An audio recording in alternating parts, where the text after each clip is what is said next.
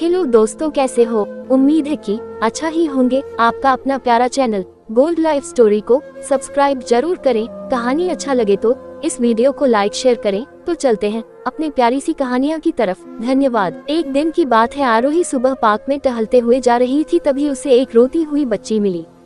आरोही ने उससे रोने का कारण पूछा तो लड़की ने बताया कि वह जिस गुड़िया से खेल रही थी वह इसी पार्क में कहीं खो गई है।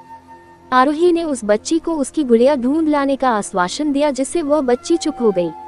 आरोही ने गुड़िया ढूंढने के लिए समय मांगी और फिर दूसरे दिन गुड़िया लाने का वादा करके वहां से चली गई, पर गुड़िया ना तो आरोही को मिली और ना ही उस बच्ची को।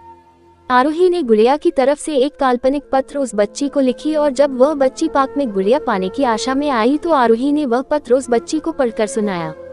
पत्र इस प्रकार था, कृपया रोना मत, मैं समय समय पर उस गुड़िया के बारे में तुम्हें लिखती रहूंगी, बस तुम रोना मत।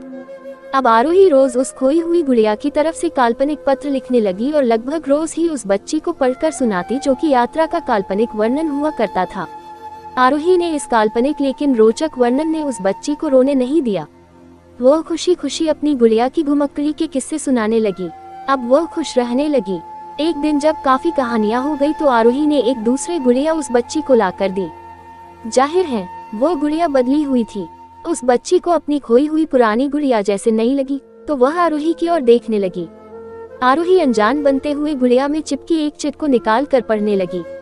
उसमें लिखा हुआ था, यह मैं ही हूँ, तुम्हारी वाली गुड़िया जो पार्क में खो गई थी। दुनिया भर की लंबी यात्रा की वजह से मैं थोड़ी बदल गई हूँ। बच्ची को इस गुड़िया और आरोही पर विश्वास हो गया। वह गुड़िया लेकर घर चली गई। वर्षों बाद जब वह बच्ची बड़ी हो गई तो एक दिन वह अपनी अलमारी में कुछ ढूंढ रही थी तो उसका ध्यान उसी गुड़िया पर गया जो आरोही ने उसे दी थी। बचपन की बातें याद करके वह हंसने लगी। उसे सब समझ आ चुका था कि आरोही ने कैसे उसका मन रखा। उसे उस गुड़िया पर फिर प्यार आने लगा। वह उसे बड़े गौर से देखने लगी। तभी उसकी नजर गुड़िया की फ्रॉक की आस्तीन में छुपे एक छोटे से पत्र पे गई। उसने बड़ी व्याकुलता से वो पत्र निकाला और पढ़ने लगी। पत्र में संक्षेप में ये लिखा हुआ था, हर वह चीज जिससे तुम प्यार करती हो कभी न कभी तुमसे खो जाएगी और जो तुम्हारे पास होगी वही तुम्हारे लिए सच्चे रूप में बनी होंगी। रूप भले ही भिन्न होगा पर प्यार एकदम खालिस होगा।